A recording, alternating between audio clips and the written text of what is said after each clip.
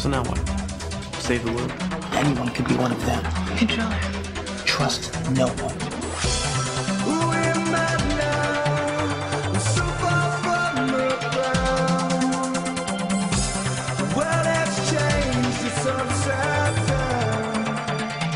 Welcome to Thoughtspeak, a podcast dedicated to the discussion of K. Applegate's 1996 book series, Animorphs. My name is Coleman. And my name is Mitchell. What up, everybody? We have got an exciting treat for you tonight. Yeah, our first ghost-written book. Yes, we are finally in the Ghost Writtens, starting with number 25's The Extreme. Now, I don't understand the publishing industry that much, but I thought this book was pretty spooky. It was an extreme endeavor for the team, and I believe that's why the code word here for the title was chosen. Yeah, I mean, it's very extreme. I mean, it was written by a ghost. I mean, it's exciting stuff. Yeah, well, I mean, the book was ghost written. That's what that means, right? Well, I mean... Is this a good bit? Are people laughing? Never mind that. I've left you completely speechless. I'm flabbergasted at what you think goes on in the writing industry. Spooky writing. Needless to say, I had never read this book before. I discovered as I power read through this one. I think before we started, buying our collection and finishing our collection off for the first time, I had never even seen the cover of this book before. I'd always seen it every time I'd looked at the series in the library or whatever, and it always caught my attention because I thought, wow, the polar bear book, like that's one that I really want to read because it seems like the polar bear morph in general would just own, It seems like one of the most useful battlemorphs they could ever acquire. Well, I knew there had to be a book where they turned into a polar bear at some point because reading the time-jumping Megamorphs book later on, which I had read but hadn't read this book, Cassie turns into a polar bear in that book. So I knew at some point in the series they had turned into polar bears. Oh, really? Good. They do use it in the idea. future then. That's excellent. That was one of my biggest questions after finishing this book was like, I could never really remember any significant moments from the rest of the series where they're really utilizing this polar bear morph. I mean, at least Cassie does to scare some racist collegiate kids. Oh, yeah, of course. If you think about how much havoc a group of like 5 or 6 of these polar bears could wreck in like downtown Los Angeles, surprised they just don't use it more. I'm surprised like Rachel didn't switch from grizzly to polar bear for her main battle morph. Exactly. Although she was pretty taken aback at how everyone was quick to confirm the polar bear's superiority over the grizzly bear. Oh yeah, she's a grizzly fanboy. Exactly. That's exactly what she is. She's a fangirl, a fanzina, if you will. Mm-hmm. Exactly. So we're going to start out this episode a little different. We're not going to jump straight into the book. I think we want to give a shout out to some of our listeners who have written in or left reviews on iTunes. We don't do this often enough, and I'd really like to get them on the show and talk about them for a minute. Yeah, and you know what? A lot of these people that have been emailing us and talking to us online have been with the show for, well, since the beginning, really. I mean, since 2014 when we started doing this. And real quick shout out, I guess, to us. As we record this, the date is April 6th. Certainly by the time that this is posted online, the date will have come and gone, but happy birthday to us. I just want to say it. April 8th, my birthday, and April 9th, Mitch's birthday. So it's just another year here at Thoughtspeak, this wild ride. While we won't be celebrating together, I know that at some point when it nears midnight on April 8th, I'll be looking up at the moon and know that you'll be looking up at the same moon right as I'm looking at the moon. Oh boy, how nostalgic! I will say though, it's exciting to think that we've got people that have been listening to us for a couple years now, and they are literally watching our lives kind of unfold and change as we go on here, and as we continue to review this wonderful series. And I actually was getting a little nostalgic. On the way home today, I popped on the first episode just to kind of see how things have changed, immensely.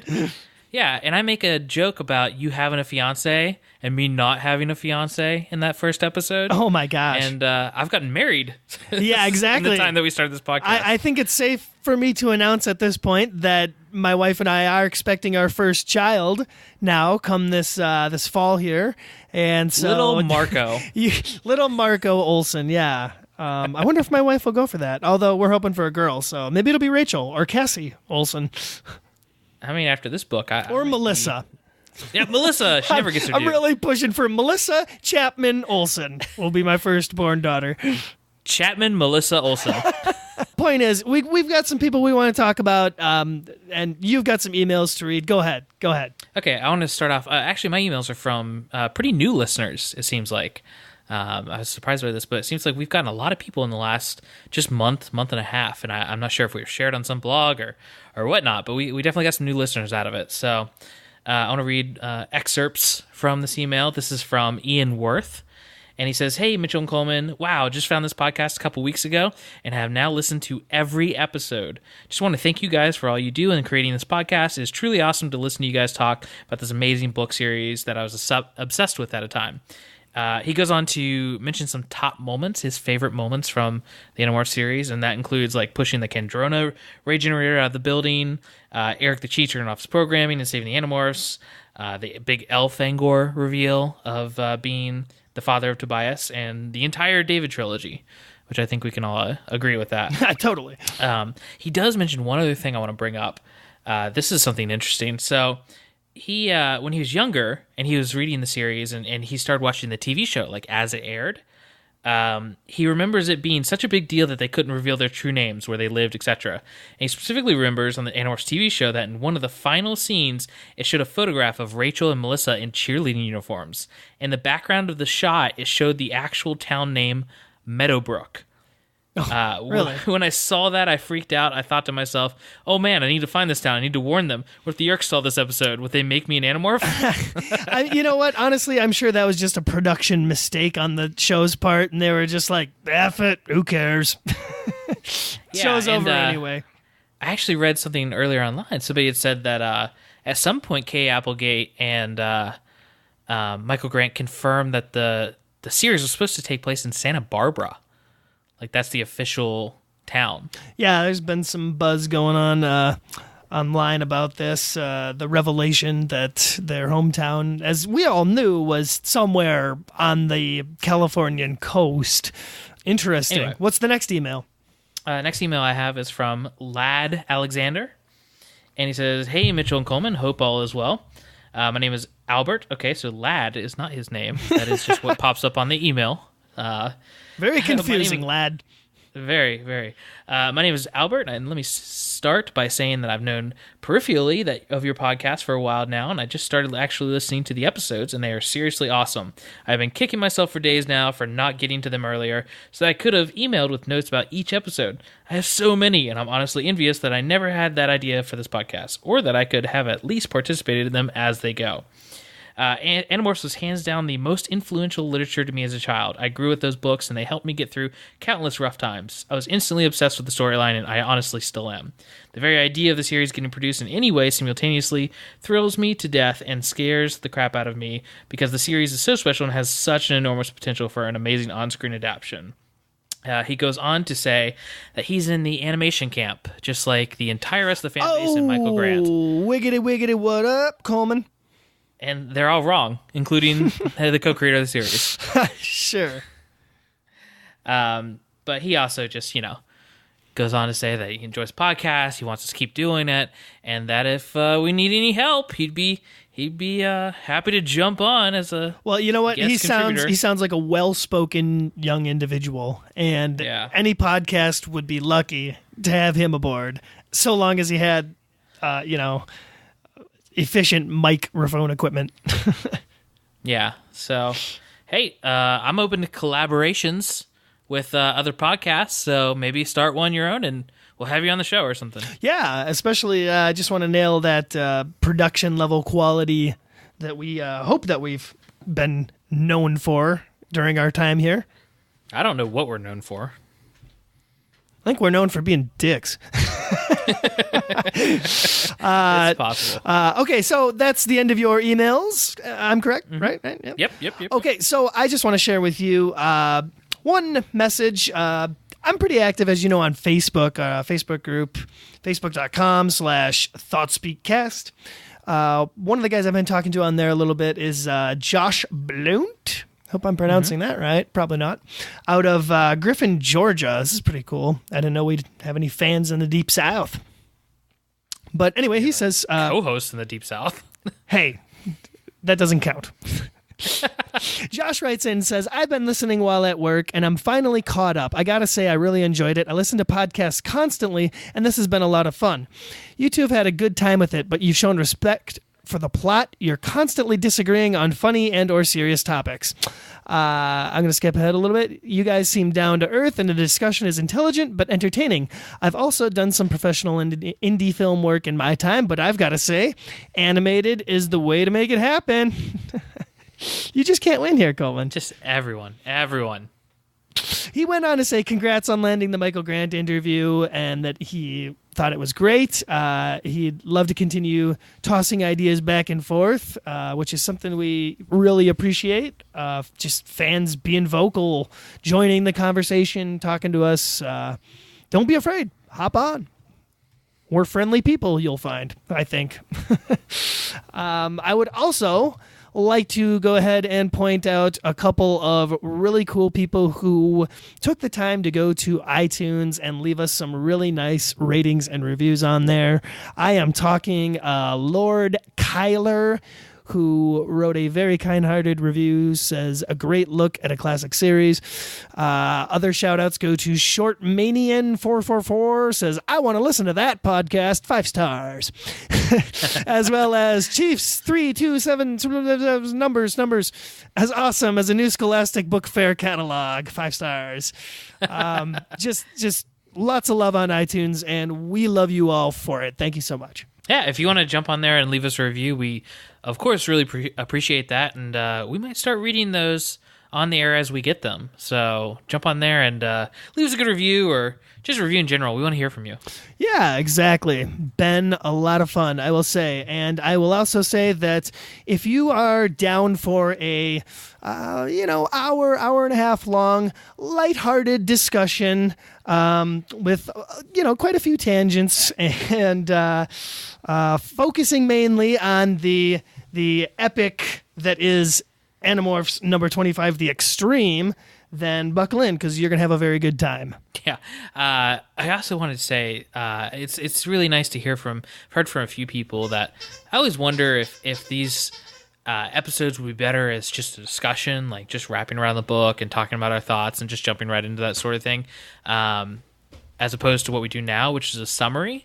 But I've actually heard from a couple people recently that they don't remember the books, and they really like the fact that we've been doing like pretty thorough summaries of each book, and it helps them remember. Or if a couple people haven't even read the series before and are listening to get the story.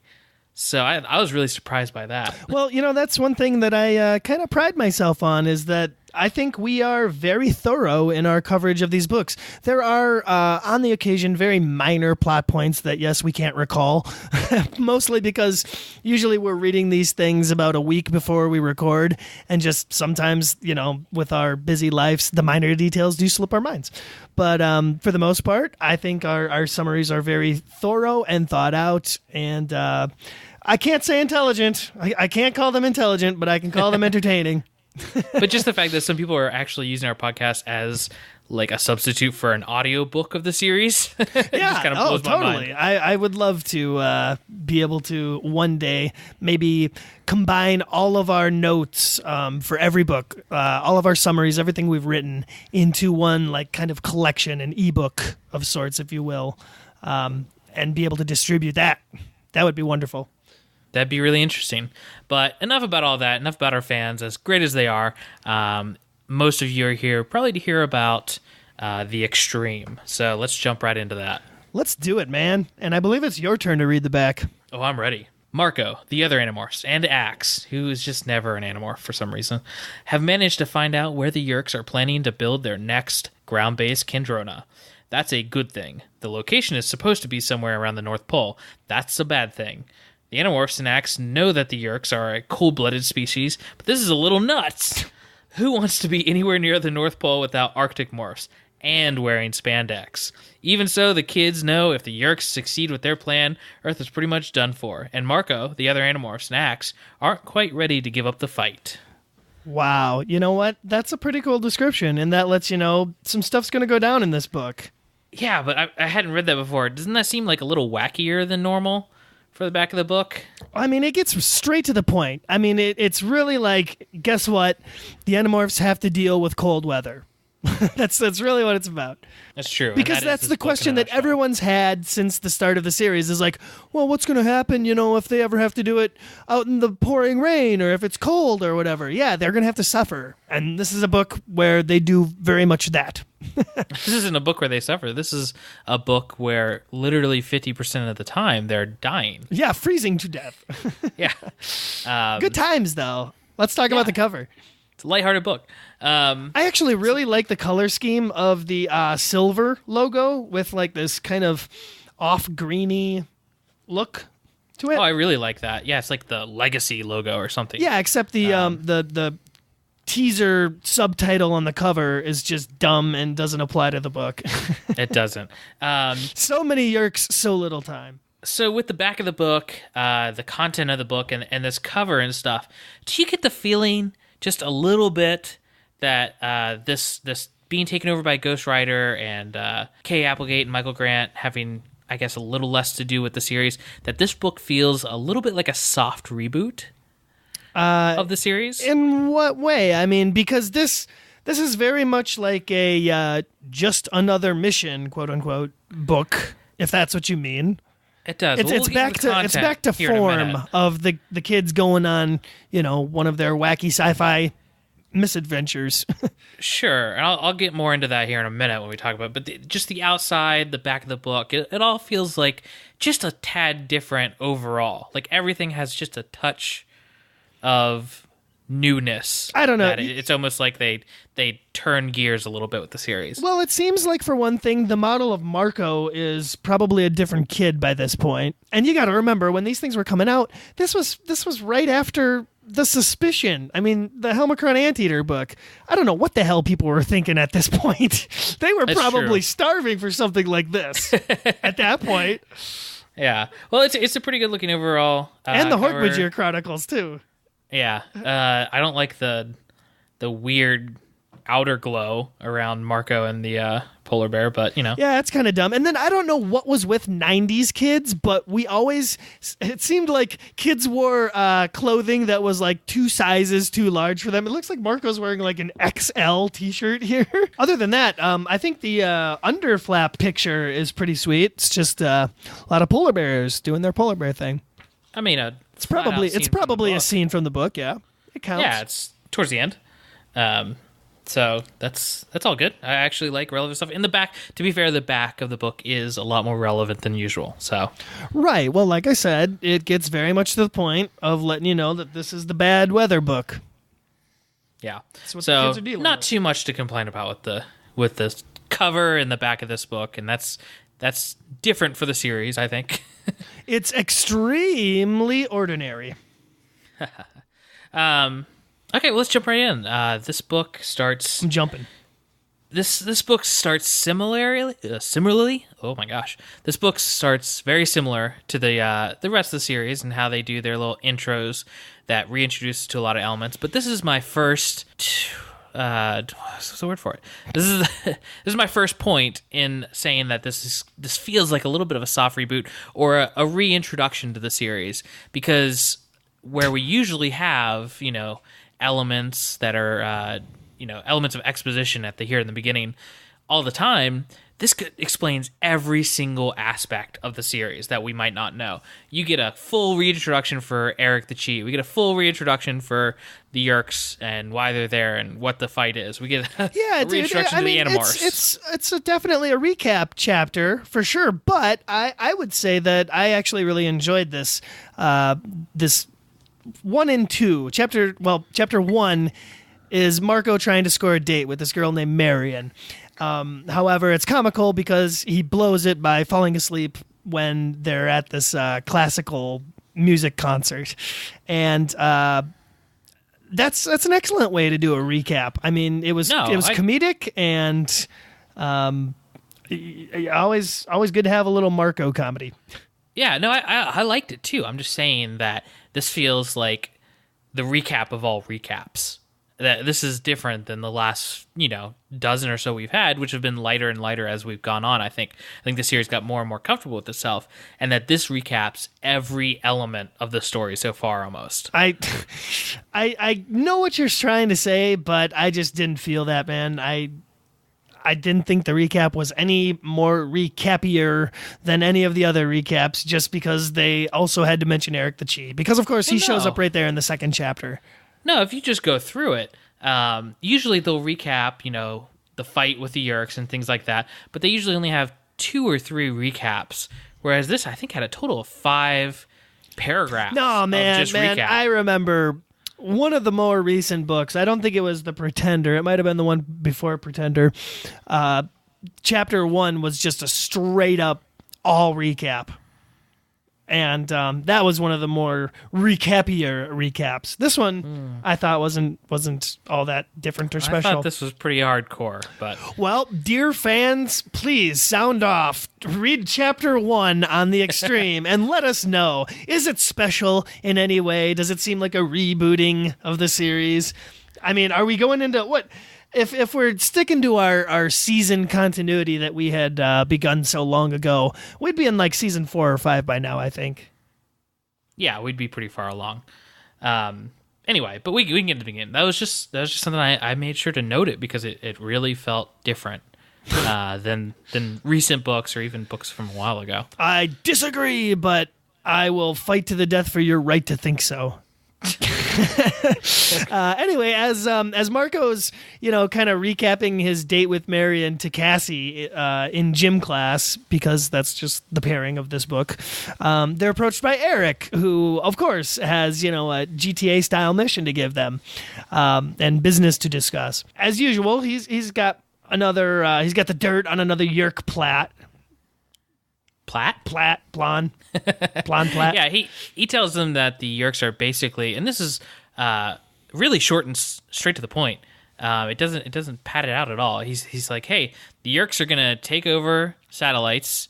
They're gonna build this base somewhere, and they're gonna turn all the satellites and every body of water on Earth into a Yeerk pool, basically by forwarding Kandrona through the satellites. Yeah, it's made out to be, this really, really big deal. They're trying to broadcast Kandrona rays with human satellite technology, whatever that means. I don't know quite how that'd work, but sci-fi technology. And this will build into my review, but I thought this plot, the overall plot of this book was not pushed to the side, but underplayed. Oh, exactly. I know. I feel like it was. You're preaching to the choir, bro.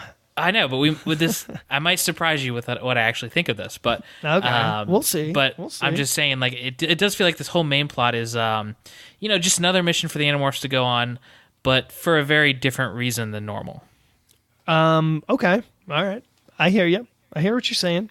Mm-hmm. However, yeah, this plot involves that the Yeerks are building a base that's somewhere remote for their satellite station, and that's all Eric really knows. Even though they learn later that there is more info to this for some reason. I don't know. We don't get it here, but we also learn that Eric was around to hang out with Beethoven, who was apparently an awful person. Yeah, that was a cool little shout out. I mean, I don't know much about Beethoven and his personal life, but. Well, you've seen Amadeus, haven't you? Probably, yeah. Not that I can really recall He was much just of. Apparently a kind of cruel and childish person. Right. Maybe I have heard things like that. Yeah, I'm sure a lot of historical figures, if we were to look back on them today and judge them by today's standards, probably not very good people. I like what he says, though. He says he was not a great person or whatever, but the Pemelites, his masters, would have wept to hear what he could. Oh yeah, exactly. Wonderful shout out to Beethoven. You Beethoven, just one of the many references this book nails. So next we get a transition to the group at Cassie's barn discussing the mission that they're about to go on, and they reveal the other stuff that they learned from Eric and the Chi, and that is basically that they now know where Visitor 3's new feeding ground is, and the plan, as far as they can all tell, is that he's going to get picked up there to go inspect the new site that the Yeerks are building. So I think they're plotting on hitching a ride with him. This is pretty good intel from Eric. This gets them a lot and gives them a lot to go on as far as finding the space. But I thought it was a little weird that Visitor 3 is still feeding anywhere near where the Andalite bandits keep attacking. Well, especially again, after he's been attacked. Again, they do stress that this is his new feeding ground, and it's even further away than normal. But he literally lives on the Blade ship for most of the time, right? Like, for the most part, he's on the Blade ship in orbit for most of the series. What I don't get is why don't you just fly down to China and eat there or something? No, why haven't the Yeerks fully infested a plant store? Not even store. I mean like an outdoor plant facility, like a huge one, where they can just roll out the sod for him and he can eat till his little Andalite heart's content. I mean, maybe he enjoys the Earth views and stuff. I'm just saying, go to Australia or literally anywhere else besides where the Andalite bandits keep attacking you at every turn. I would assume that's because that's super inconvenient, just because he's probably got to eat at least 2 meals a day, I would assume. And that's probably, honestly, the only free time or time to himself he ever gets. So I'm pretty sure he, cherishes it. So I think I didn't know we were feeding Team Visitor 3 over here. I'm just trying to defend this plot point a little bit here. I'm sure he has several feeding spots that he rotates between. Sure. So this is big information for them. This gives them all the clues they need to formulate a plan for how to get to this base. Yeah, and as we soon find out, they have enlisted the help of the Chi to cover for them in their daily lives while they're going to go on this potentially long-distance mission. Which I always love these instances where either Axe morphs one of them or they have to do something to hide them being away on a longer mission. Yeah, it adds a little bit of realism to everything. Yeah, and you get a fun little excerpt at the end of what happened and what wacky things were going on while they weren't there. Yeah, totally. And they, morph to bird and fly to his new feeding ground. And after finding the Visitor, they morph a couple times into a couple of different forms and manage to conceal themselves and stow away on the Visitor's body as flies, I believe. Yeah, and they're worried because they're basically hanging on to the fur on his underbelly. And they're in the bug ship, and they think maybe the bug ship's going to go straight to the base, and it's traveling for a while, and there's nowhere to demorph. And they overhear that it's going to be a 3-hour trip, which is a 3-hour tour. It's obviously outside their morphing time range. So a little worried here until they find out, we're docking with the Blade ship. Everything's going to be fine. Yeah, that's the best scenario they could have hoped for in this situation. Seems odd. And this whole mission, the whole time, Marco is, playing his normal Spider-Man role and just cracking jokes and easing the tension. He even explains that. I mean, he's done it before, but he goes pretty literal with the whole, I do this to, take away from the horror that we deal with on a daily basis. Oh, yeah. Little insight into Marco there, and I think his jokes are different than they usually are. I would say. I don't know. I mean, he's a lot more jokey, a lot more chatty, I guess I'd say, in this particular book. But you could chalk that up. That might be due to the ghostwriter just really trying to make these characters feel authentic. I mean, the first ghostwritten book is a Marco one. You got to imagine all the fans at around this time were probably clamoring for these Marco books, and they just really wanted to get it right.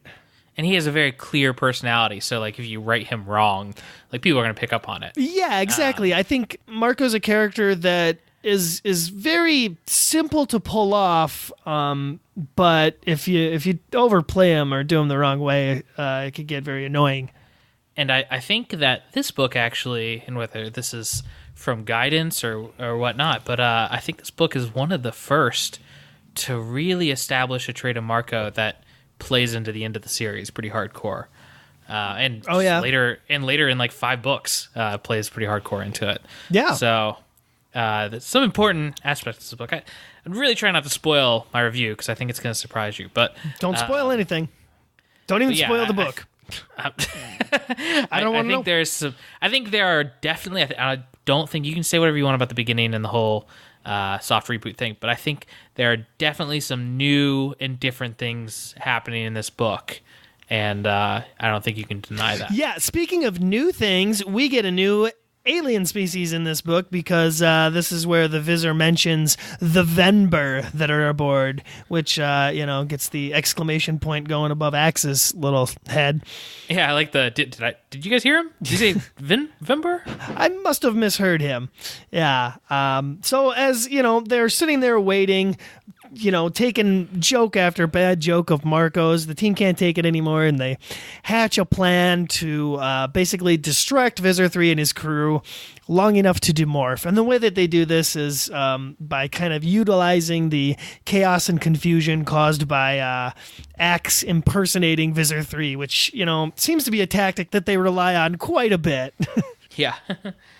But by sheer luck, and by... Oh, you already said that, didn't you? I didn't say the by sheer luck part, my friend. Since I see you're reading my notes word for word now. I didn't mean to. I heard you stop talking, and I was trying to... I said Axe impersonating Visor 3's voice. Yeah, but yeah, totally by sheer luck. The team does manage to make it out of this scrap, which is... They're in a really horrible situation. They're basically trapped on the Blade ship, surrounded by Hork-Bajir taxons. The Visor's, stomping about in the other room. He's kind of running around like a Monty Python sketch or like a Scooby-Doo villain, like they're running from room to room. Except they end up kind of shoehorned into the cargo bay or loading bay area. And it's great because I love this in the sense that you show the kind of leader that Visor 3 is, where people are just so desperate to do what he says. Like, they take no initiative or try to do anything different because he'll just kill them if they do something wrong. So by following him, his exact orders in the situation is the only reason the Animorphs were able to escape. Right, yeah. Oh, yeah. There's definitely a lot of incompetence, once again, on the villain's side. However, what I do like is the fact that it is still very much a violent, bloody battle in a struggle to survive here. Rachel gets a limb cut off. Not cut off, it's Terminator 2 style broken off. Oh, exactly. Yes, and yeah, exactly like you said, Terminator 2 Frozen style. It's gruesome. Really, is what it is. It's really gruesome. They end up on the remote surface of some extremely cold area. We had mentioned the Arctic, and they think it's kind Alaska. of spoiled that. Yeah, but I think it hints that it's a bit colder than Alaska even. It's up there. Oh, certainly, yeah. And as we know from reading the back of the book, it is, of course, the North Pole. Is it the North Pole? Yeah, it's the North Pole. Like the flat-out North Pole? Huh. I don't know if that's accurate. Because I don't think there's polar bears running around, like, if you go to the North Pole. No, I'm sure that they said North Pole just because when you hear North Pole, you get an automatic idea of, like, just nothing but snow. I choose to nothing believe but ice and snow. I choose to believe that them and polar bear morphs are the polar bears in Superman 2's Fortress of Solitude. If you say so, Coleman. Kind of a weird crossover, but yeah. I'd watch it, I guess. But I love the scene right here where they, they're in this extremely remote, freezing cold, like really freezing, colder than you've experienced in the harsh Minnesota winters. Oh, I don't know, man. The blizzard of 2016 that we just had in the last weekend of March was pretty extreme and out of nowhere, my friend. Yeah, but it's so bad that they are able to find like a little. It's not really a cave; it's more like an alcove. But it lets them get out of the wind a little bit, and they're in random battle morphs. This is Jake's in his tiger morph. Cassie's doing slightly better in her wolf morph. Rachel is remorphed into grizzly bear, and Marco's running around in, tropical gorilla morph. Yeah, exactly. And he makes a point to mention how his skin sticks to the freezing cold ice and peels away as he, moves. Ugh. Yeah, it's getting, again, pretty gruesome. And they're basically all freezing to death as the blade ship kind of soars off and regroups like, Dr. Eggman Robotnik after Sonic beats him. Really have no idea why the blade ship leaves. I assume that Visor 3 is just furious. He's like, why is everybody screwing up? Because, he just doesn't get, like, Axe's whole Thoughtspeak act and, like, how that confuses everybody. So I'm sure he's just stomping around. I agree. It's probably because of how angry he is and the chaos on board. But it seems like, they have nowhere to hide, nowhere to run. If the blade ship would have just turned around, it could have just picked them off. Well, Visor 3, as we know, is not always the most competent of evil villains. Very true. Anyway, so they're in this little alcove cave thing, and they're all, planning out their next steps and talking about which morph might be able to get them to survive a little better. And all the while, Marco is getting a little loopy. He's trying to fall asleep. He's dying. He's freezing to death.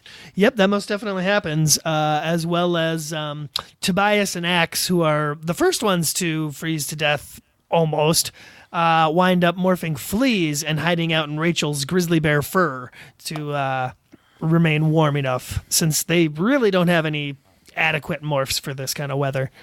No. I mean, I don't know why they all didn't just go wolf. They all have wolf morph, right? Yeah, I believe so, except for Axe. I don't think Axe does. And I don't think Tobias does either, now that I think about it.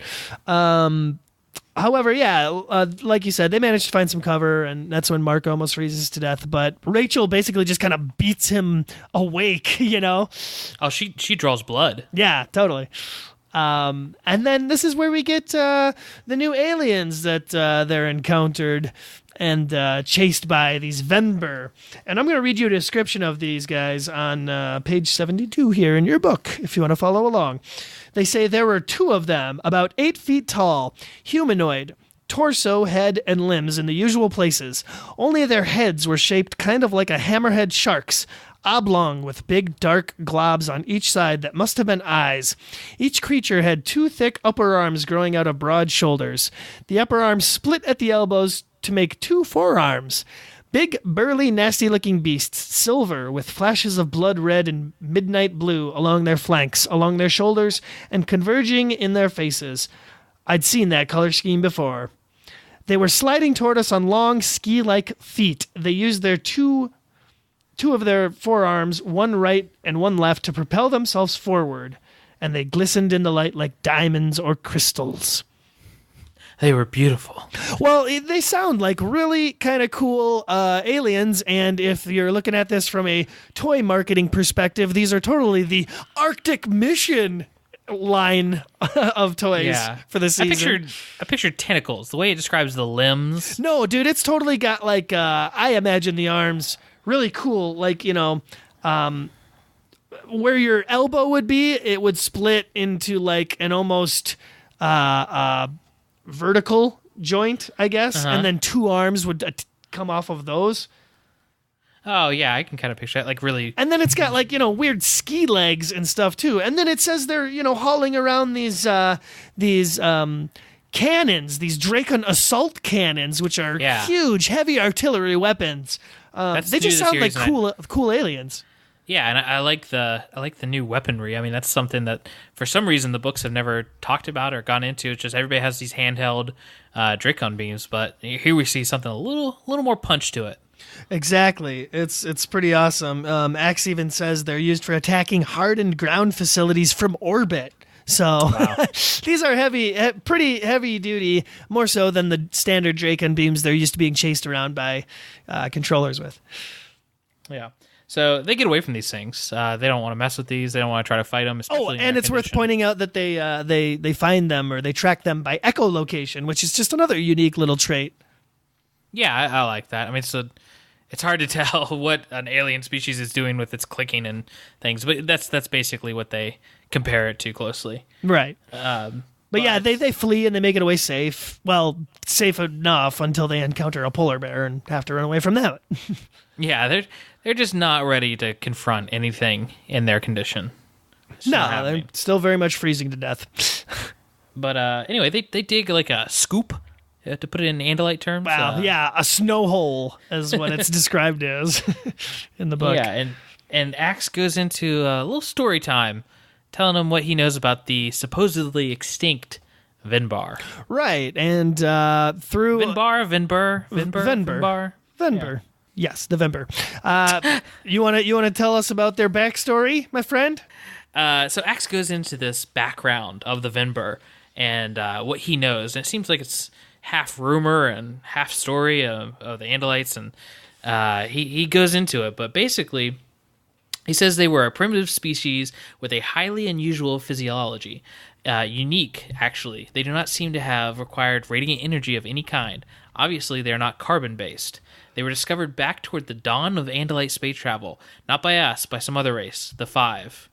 They called themselves the Five. No doubt it meant something to them. See, that's cool right there.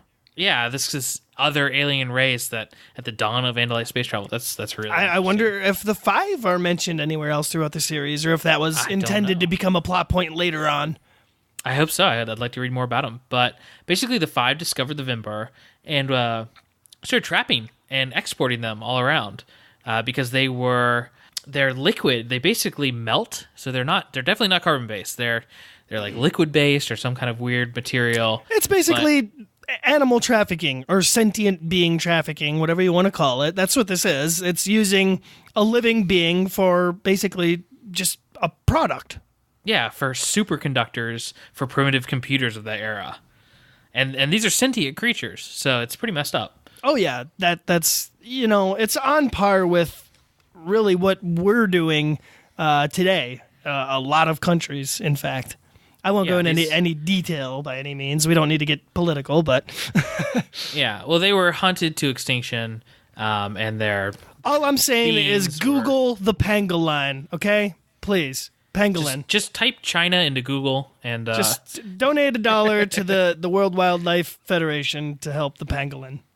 Okay. Yeah, it's a really messed up situation, but that's pretty shocking. Yeah, I mean it's weird that Axe knows this story, this background to this species, and that's a pretty ancient story. If it's Andalites right when they were going into space travel, that's old. Yeah, like I said, maybe the story about the Five and stuff. Maybe that was some ambition on behalf of the ghostwriter, just trying to throw something out there, seeing if it stuck.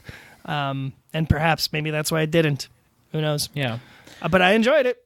The next morning, after demorphing and remorphing to literally just stay alive, and no one really slept from the sound of it. It's just a lot of remorphing, demorphing, keeping watch, Axe telling ghost stories.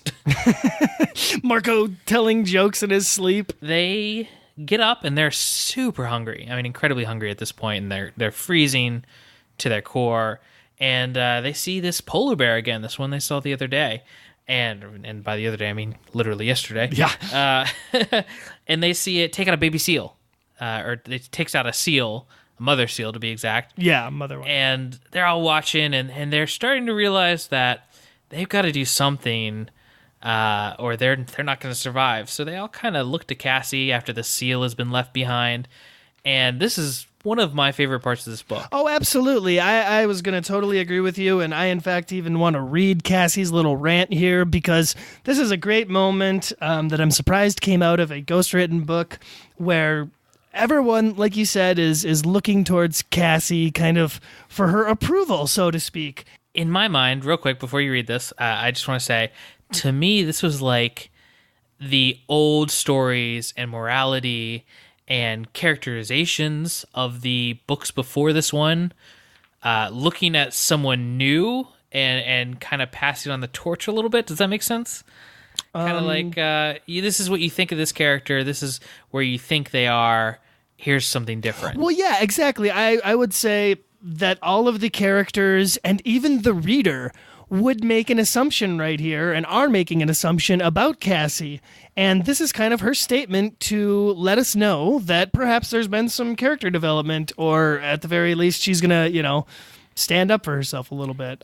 In my mind, I'm going to go as bold as saying this is the best dialogue from Cassie in the book so far. Wait, in the book or the series? The series. Yeah. Yeah. Let's see. How much of this do I want to read? Because it's literally like 2 pages. Or I should say, where should I start from? Well, they all look to her, and then she just starts talking, right? Yeah, but I mean, there's a lot of stuff. Well, okay. I looked over at Cassie. She had to be freaked by what none of us had the nerve to suggest we were suggesting. I mean, I was freaked by what we were not suggesting, but unlike Cassie, I wasn't willing to let my moral sense live while the rest of me died of starvation. Cassie, Rachel said. What? She replied, a hint of anger in her voice. What should we do? Why are you asking me? I said, we're not equipped to hunt in this environment in these morphs. We're freezing. If we don't eat soon, we'll be too weak to plan our next move, let alone finish what we came here to do, destroy the satellite station. I know this sounds weird, but I'd kind of forgotten that we had a goal. Okay, he goes on a little bit. But you're waiting for me to give my approval? Is that it? She said. Look, I began again. If I had to be the jerk in this situation, that was fine. I was used to it. I was usually the first one to state the obvious, no matter how ugly it was. Just call me Mr. Ruthless, and we are going to see a flawless example of that in the upcoming books. Mm-hmm. In case you haven't noticed, there doesn't seem to be a Mickey D's around here. Okay, we're finally at it. This is Cassie's good dialogue. I noticed that, Cassie said, a little annoyed. It's obvious what we have to do, and not just to the bear's leftovers, but to any live seal we can find. What I don't understand is why you're asking me for permission. Do you guys think I'd put an animal's life over yours? Or mine, come to think of it? I don't know, I started to say. You don't know? When did you start thinking I was some kind of fanatic? We're freezing, we're starving, and I'm going to go all tree-hugging, never eat anything with a face on you? Well, I can never tell what you'll think, I whined, taken aback and feeling like I'd insulted Cassie. Here's a clue. Don't kill a sentient creature except in absolute self-defense. Try not to wipe out endangered species, and if you're going to raise animals for food, treat them as well as you possibly can. But when you're a starving wolf wandering around the frozen Arctic, and you see a meal, eat it. Whoop, whoop. So yes, this is great dialogue from Cassie, and I'm glad that she's finally asserted herself. Cassie's changing right before our very eyes. I mean, that was everything I needed Cassie to be for the series in one speech. She done good.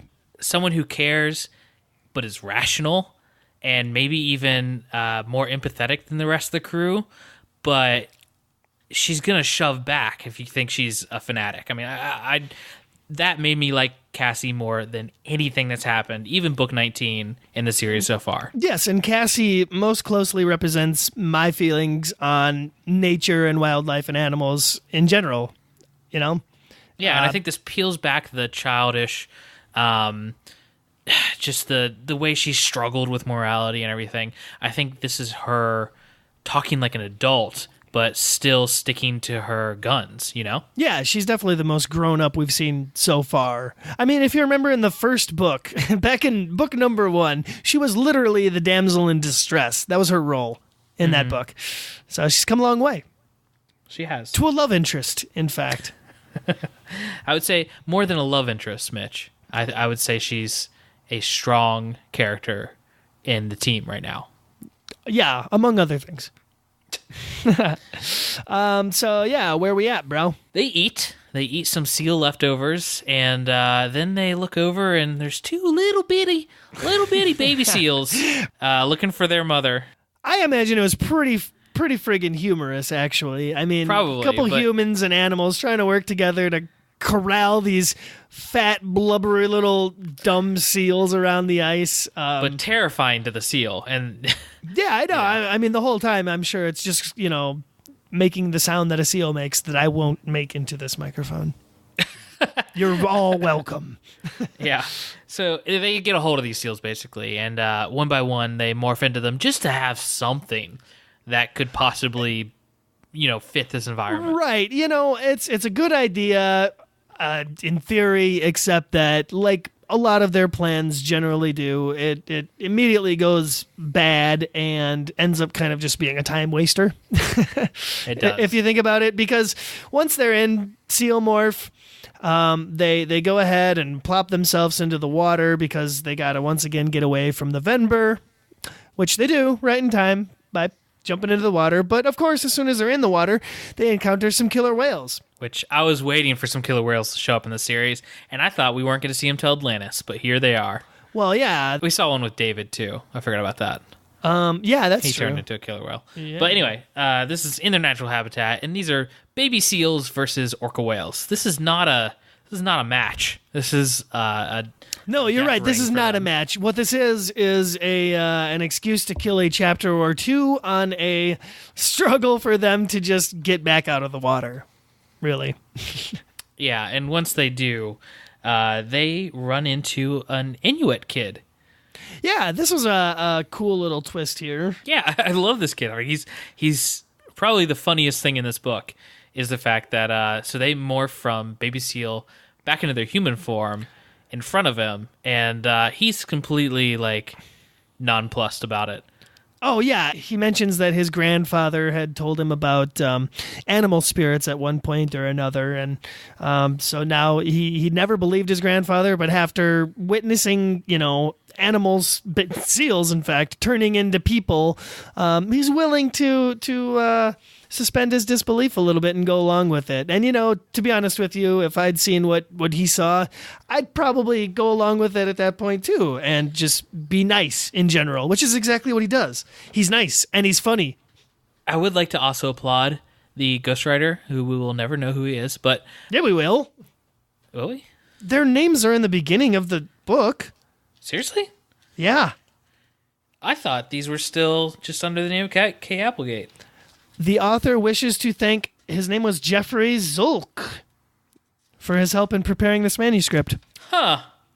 So kudos to you, Jeffrey Zulk. You did a fantastic job. We should try and get him on the podcast. We should. We can track these people down now. Oh, it could have been a pseudonym. Either way, I Come forward, Jeffrey Zulk, and take credit for your work. Either way, I'd like to thank Jeffrey real quick, because this Inuit kid could have been a total caricature. No, yeah, exactly. That's another thing, is they did not at all rely on stereotypes for this kid. He seemed just like a normal kid, just like them. Yeah, but he totally could have been a character of Eskimo. And his name was Derek, and he was wearing like some North Face jacket. And yeah, he talks about his grandfather talking about animal spirits or something. But he's like this great cross of like actual modern culture and Inuit traditions and stuff. And I think that's what makes him hilarious and awesome in this scene. Right. He was very believable. I believe at the time he was like out, hunting for pelts and tracking animals and stuff. In fact, he even mentions his polar bear buddy Nanook. Yeah, and this is another reason why I don't think that this book takes place at the actual North Pole, because I don't think the North Pole is a 2 days journey away from any livable civilization. That may be possible. Yeah. At least walking or sledding. Again, I want to say they don't actually mention the North Pole like in the story. The only North Pole mention is like when they it's very generalized. Yes, it's the Arctic, which is a fairly large circle last time I checked. Right. Either way. Right you are. I know. Derek totally brings them up to speed about the Yerk, their base there that has been moving in and terrorizing the animals and burning all the pelts. Save the pelts! Yeah, and he wants to make sure that they're not a part of that base and what's going on. And that they almost tell him that they are until they steer him and basically say, like, hey, they're the bad guys, we're the good guys. Yeah, that's the literal dialogue. Well, if they're considered the bad guys, then we're the good guys. And we want to go pet that polar bear of yours. Yeah, weird transition here. They're like, hey, we want to pet that polar bear. And then the next scene.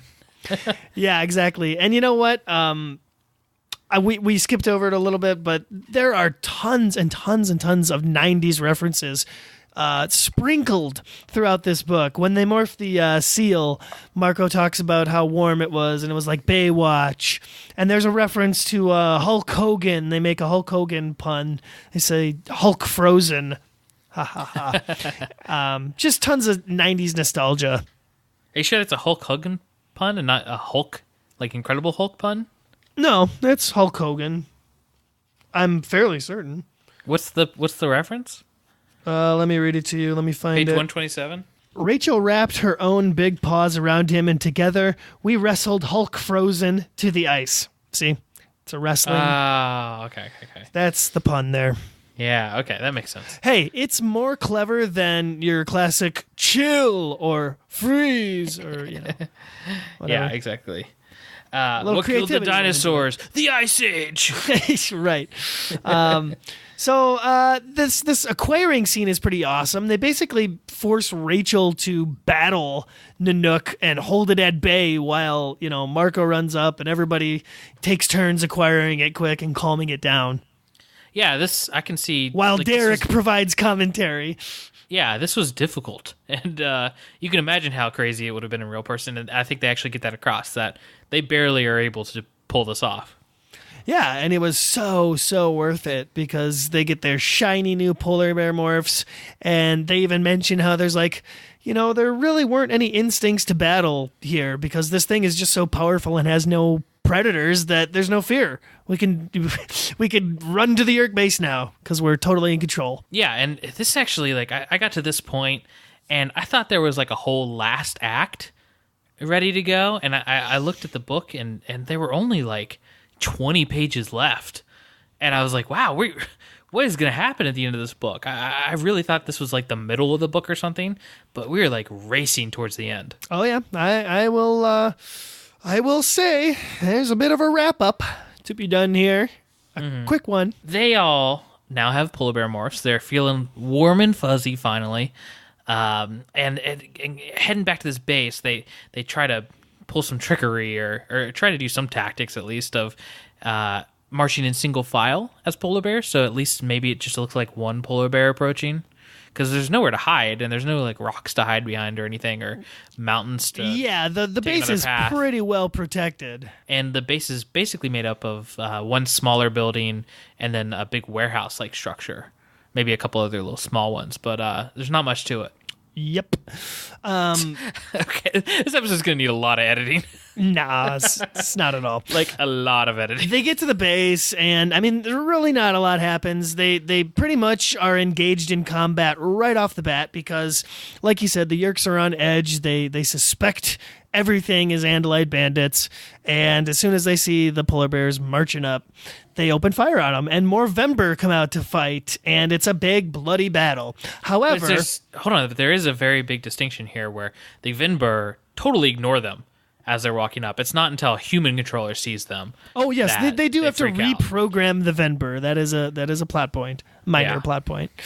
They do mention reprogramming the Vember to attack. However, in this ensuing fight, they managed to hop inside a bug fighter, and that's really the turning point of this battle because they demorph and start blowing up the entire Yerk operation there. It's kind of a very quick wrap up to the situation, but I do want to talk about cool this battle scene. real quick.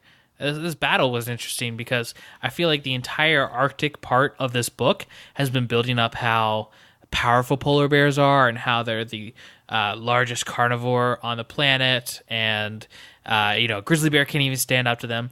And once they actually try to fight these Vember, the Vember knock them around like dolls. These things are powerful. And it's not until they get knocked into the warehouse, which is heated, that the Vember physiology can't hold up to any kind of warmth. It just starts melting, and it's really graphic. I mean, they talk about after knocking out this wall, one of the Vember is cut in half, and their programming is just completely taken over. And I would put that they were trying to get across that this Vember species, the last of their kind, not only had they been combined with humans to kind of live in this environment, but these Vember are programmed and have no control. It's even worse than being a controller. These things have been programmed that even while they're dying, they're clawing their way towards whatever their mission or goal or programming is. Oh yeah, it's less intelligence than even a taxon, probably. Yeah.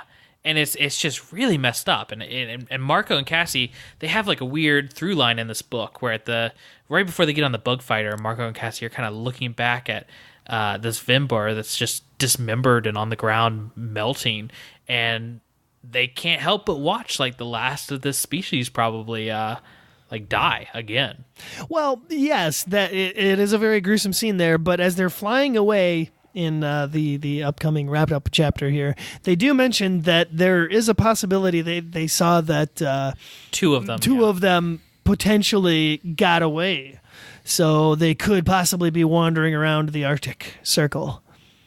Or I should say skiing. Ski sloping around. Well, hopefully that comes back in a later book in some form. I guarantee it won't. We'll never see the Vember again. Hidden Illuminist Valley in the Arctic. To save the Vember. The Vember Valley. The Vember Arctic Circle. I hope we get a Chronicles book out of it. Yeah. At least. Anyway, yeah. so they're in the bug fighter though now, and they're blowing shit up. Yeah, they blow up the base. Mission success. Mission accomplished. And of course, that blade ship was going to come back. I mean, they get out of there. They try to not kill as many controllers as they can, but as they're flying south, almost immediately they're probed by the blade ship, and it comes after them. And even though they've got a really big head start, it's inevitable that it's going to catch up to them. So they just try to get as south as possible. And then it says, like, it really is, this is the wrap-up part, where instead of a big last battle with Visitor 3, it's kind of like, okay, we blew up the bug ship, and we morphed birds of prey and got away from them. Like, it's almost that simplistic. Right. Well, it was really the smartest thing they could have done in the situation, because as they point out, the bug fighter, there's no way it could take the blade ship in a one-on-one fight. So their best move there was to just blow it up and cover their tracks right away. Yeah, but I think this is a little bit of a missed opportunity, because if you compare this scene to the end of The Message, book 3. No, sorry. 4. Yes, 4. Yeah, compare this ending to the ending of The Message, book 4, where they're in an impossible situation.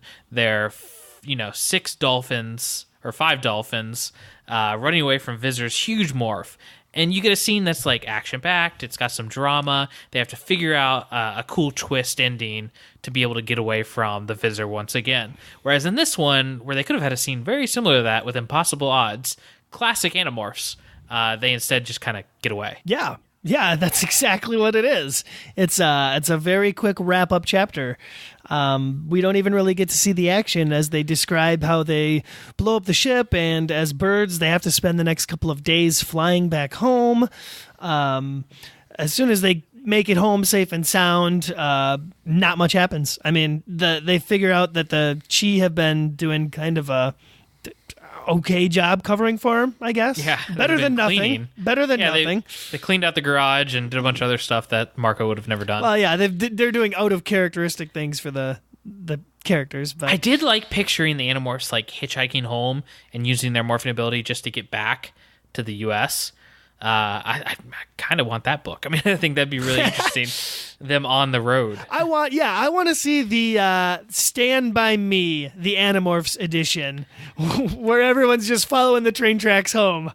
Well, if you think about that, it'd be interesting, because we've never seen that. We've never seen them in a non-dangerous situation, like with no Yerks present. Yeah, the closest we've got to that was like that first Megamorphs book where it was all about the pool party, Darla's pool party. Yeah, well, we've seen them interacting with normal people. I just mean, like, literally, like, across the United States where there's no chance of running into Yerks or anything, them just kind of, like, being a bunch of kids with morphing ability just trying to get home. I mean, that's really interesting to me. I would actually like to see that book. That's why this book series needs to come back as a TV show with over 20 seasons. That's what the fandom demands. So, after the jokes about the Chi and how they... filled in for them and weren't exactly the best clones of their personalities. This book really does wrap up and come to an end. Yeah, Marco's dad offers to take Marco out for ice cream. But I really like this little ending part, though, where Marco, he's taking like a really long hot shower, and his dad asks him if he wants to go out for ice cream, and he's like, just goes back into the shower and turns it up even hotter, and it kind of leaves off kind of... I want to read this real quick. It's almost, I would say, a little artfully ended. Ooh, you know how I love art. Yeah, you do. You do. Oh, I also I'll point out something else here in a second. But so it says he appreciates what he did for the basement and the garage. Obviously, the chick cleaned it out for him. And he, Marco makes a quick mention of Marion if she had called or anything like that. And Dad says no, but hey, you want to go out and catch something to eat? I stuck my wet head out of the door. Like what? I was thinking ice cream. Ice cream? Yeah, ice cream. Excuse me. I closed the door, stepped back in the shower, and turned on the water. Hot. Very, very hot. I don't know, just kind of a little different, weird way to end the book. I kind of liked it. Yeah, it was definitely very abrupt. I don't know. It was a nice ending. I'll give you that. Do you want to do your review first? I'd kind of like to hear your thoughts on it. Sure. And I'd like you to not read my notes at the very bottom about what I liked and I disliked. I already turned my notes off. Oh, great. Yep. I saw that you had done that. I was trying to stay away. So my review's gonna be weird, and I feel like I've been weird this whole episode because I can't really get a handle on this book. It's really different, and I think I'm coming to the conclusion that I really enjoyed it. I mean, I thought I enjoyed it while I read it, but it was so different. It was such a knockback from the usual writing style that it really threw me through a loop, and I didn't know what I was going to give it review-wise. But now that I've gone through it with you again and I've thought more about it, I think this is the best case scenario of what we could have gotten out of a ghost-written book. I mean, I've been hearing all these horror stories, and maybe my expectations have been lowered, but I feel like this is a really fresh take on a very old story that we've already seen. Like this style, this kind of offbeat side story, the Animorphs, that doesn't really impact the mythology. I don't feel like they've really worked that well up to this point until this book. I think this characterized all the characters, kind of reintroduced us to their basic, who they are. Rachel, the hardcore warrior, Marco, the jokey, side character who also sees things extremely ruthless and sees the line between A to Z, and follows that completely. It's a characterization of Marco that I think really gets established in this book and wasn't there before. And I think it's incredibly important to the end of the series, this idea that Marco says what everybody else can't and is willing to do things that other people aren't because he sees the clear path to fixing something or doing something the way it needs to be done. I think we see side Cassie that hasn't had come out at all in the rest of the books. And while it still pays homage to who she is and who she's been, I think it's showing her more mature, showing her completely different than we've seen her so far.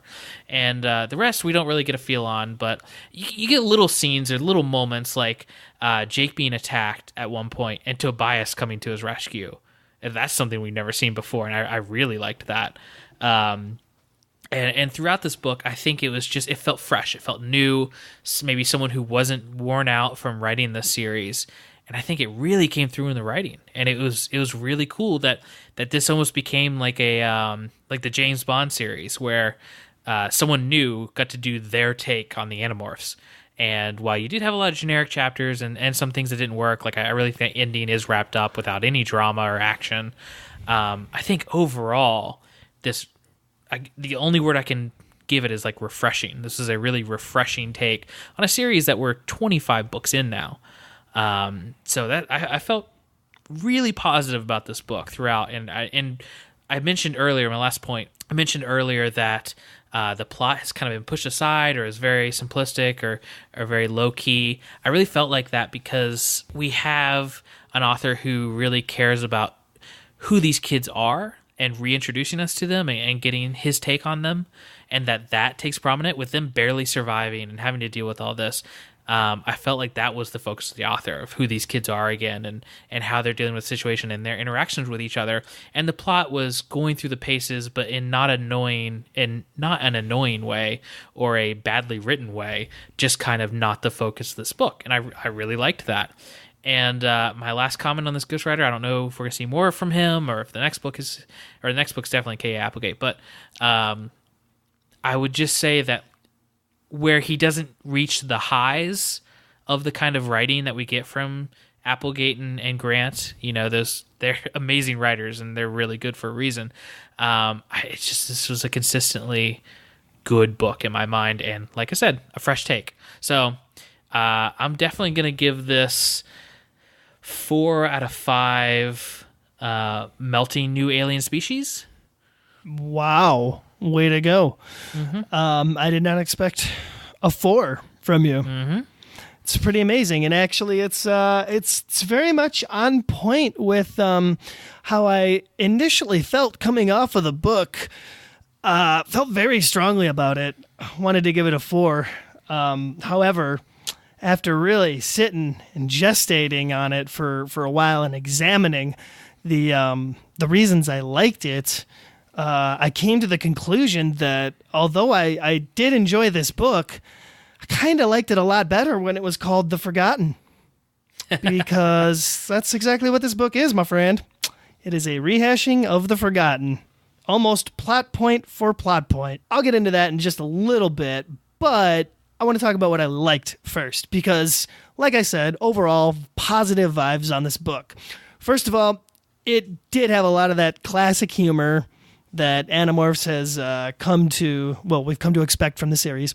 It had a funny opening and recap, and that's a great thing to see right off the bat. It just shows you that they took that little tiny extra bit of effort and cared to get you to read that first chapter instead of skimming over it and going, who cares?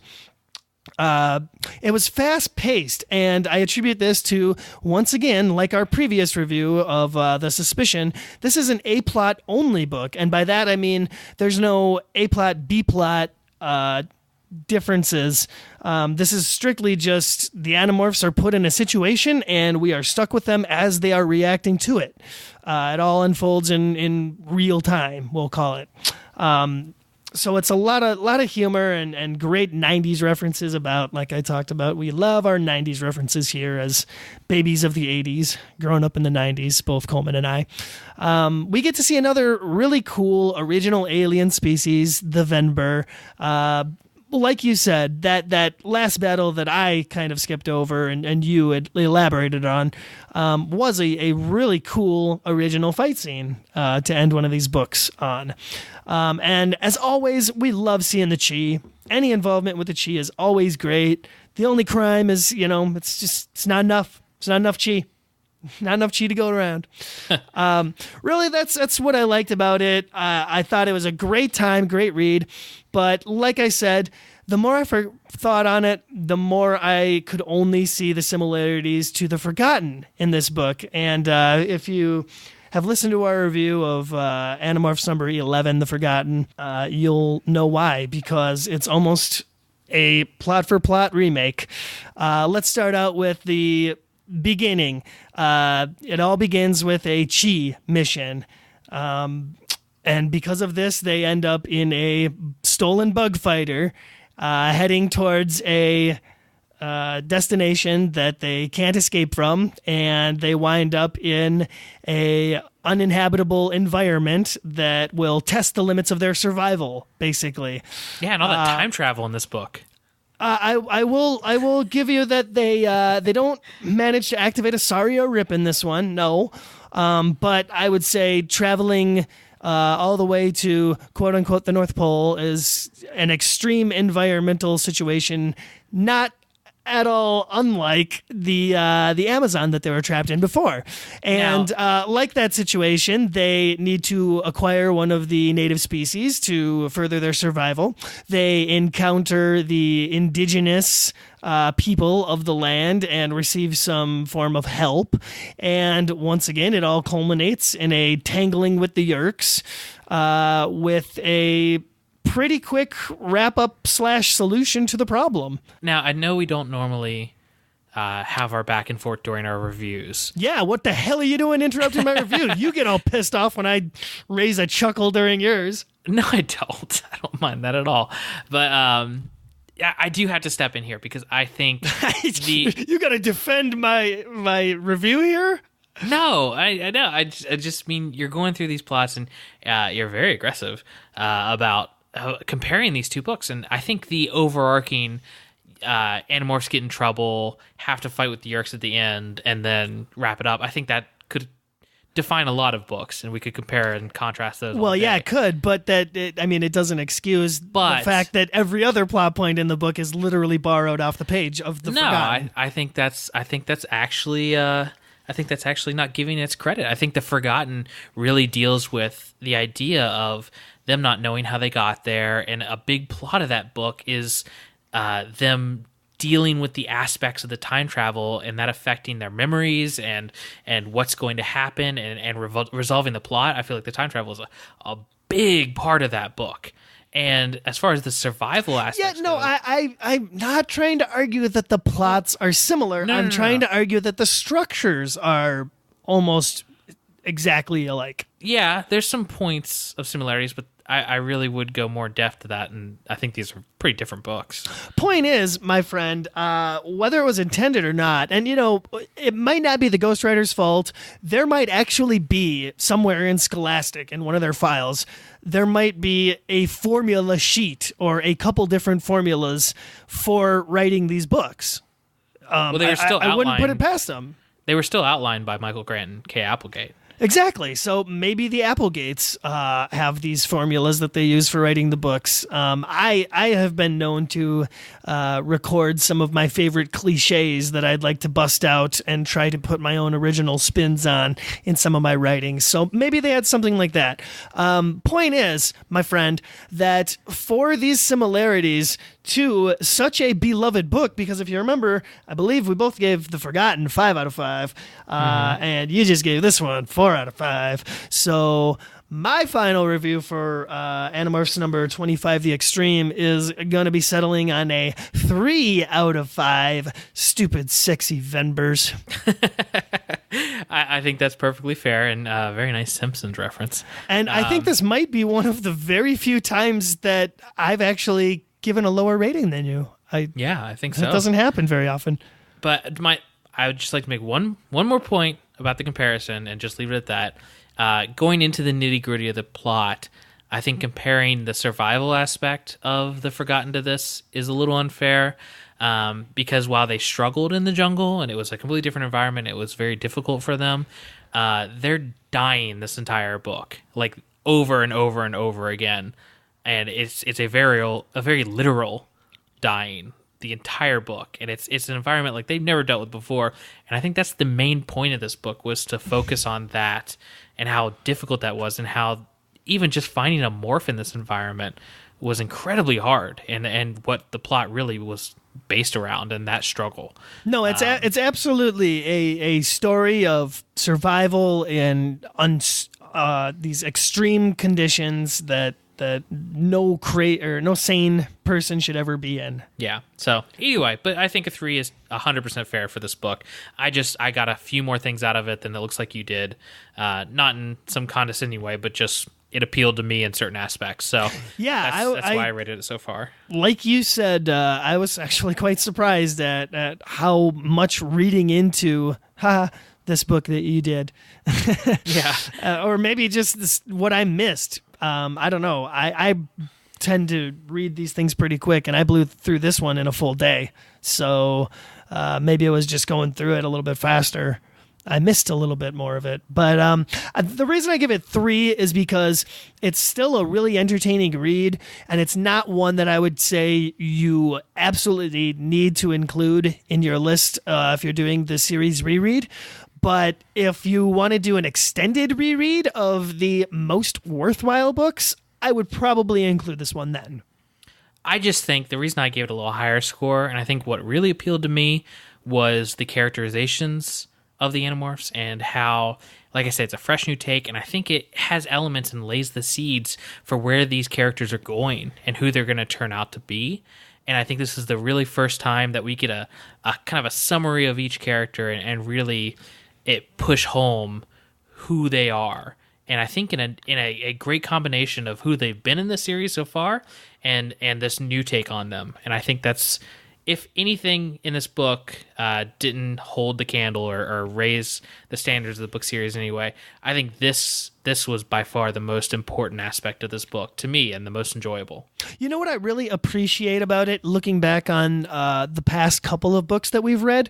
If you think about The Suspicion, if you think about the Tobias one that we just read, if you think about those books the team was very fragmented during it all. Especially during The Suspicion, Marco and Cassie were shrunk and doing their own thing while everybody else did their own thing off screen.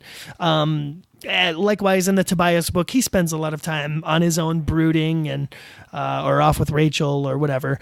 But those weren't very strong teamwork books, and this is definitely a display of teamwork that we haven't seen in quite a few books. Mm-hmm. That I can really appreciate. I would agree with that. Especially you get little moments where Tobias is a flea and he's hiding out on Grizzly Rachel, and Rachel needs to demorph. And I think it's Jake says well, Rachel, don't you realize you'll have to pass through human to remorph? And they mention who cares? We're fleas. We're not going to see anything. And I think even Marco makes a crack, and he's like, who cares if your boyfriend or girlfriend or he mentions something. Yeah, he mentions them as a couple, and he even says in his mind, or he's thinking that he's jealous. Oh, he's so jealous. Well, yeah, but he's thinking in his mind, he's like, it's not like we all don't know. It's not like it's a big secret in the team that you guys are together. Yeah, exactly. He's probably jealous because he wants both Rachel and Tobias, because as we all know, Michael Grant has canonized Marco's bisexuality. He has opened that can of worms, and every book now we're going to see if there's any clues. The triangle is official, people. Hashtag the triangle is official. And really, Marianne, is that even a girl's name? Can we be sure? Yeah, so that's our review of book number 25, The Extreme. I had a good time with it. Yeah, and we are probably 5 or 6 books away from the halfway point of the series. Yeah, exactly. I believe we are 5 books away exactly. Well, I'm counting the Megamorphs and the Manvisor and whatnot. Yeah. But it's crazy. It's crazy that we're this far, and honestly, it feels like we should be a little further. But there was that whole period of 2015 where we put out 5 episodes. 2015 was a bitch. It was. Honestly, with the kid coming, 2016 could be kind of interesting too. But I'm anticipating a higher amount of productivity than last year overall. But we'll see. But good book. I enjoyed it. We both had good things to say about it. It's funny that we're getting into this ghostwritten book like it's a big turning point in the series, and we're going straight into an Applegate book next. Exactly, and not just any old Applegate book. This is one we've been waiting for since possibly book 7. Book 7? Wow. 7, The Stranger. I'm really excited because I never read this book. I never got the introduction of Krayak. I just jumped into a random later book where he was already part of the series. So I'm incredibly excited for this next one. Right. And you know what? Looking back on it now, I may have read this one back when I was a kid, possibly maybe years after I gave up on the series after seeing the Cassie, the Suspicion one, and then for some reason not coming back for the Marco one immediately after. This is probably when I was entering junior high or high school, and in all honesty, probably getting way, way too into anime and DBZ and stuff. But this is probably around the point where I stopped reading. Point is, I've definitely read The Attack, and it's a very highly regarded book in the series. I think it's not a spoiler to say. And with any luck, cross your fingers, because maybe, just maybe, we could get a surprise co-host. I would be excited. Now, is a surprise in that it's a brand new person, or maybe someone we've seen before on the show? That's all part of the surprise, my friend. You're just going to have to tune in to even our for next me, episode. co-creator of the show. Coleman, tune in next time when we plan out, the next time we record. I assume I'll turn on my mic and put on my headphones, and that's when I'll find out who the host is. Exactly. I would love for it to go just like that, and for all of our listeners as well to find out in that manner. Okay. Because I can't make any promises, unfortunately. Yeah. All right. Well, I hope you've enjoyed tonight's episode, and just in series in general, we love that you guys are emailing us, still reviewing us on iTunes. That really helps out the show. You can email us at thoughtspeakcast@gmail.com. You can go to our website, thoughtspeakcast.com. Just everywhere you want to listen to us or email us or talk to us, we have places for that. Twitter, Facebook, we jump on Reddit occasionally.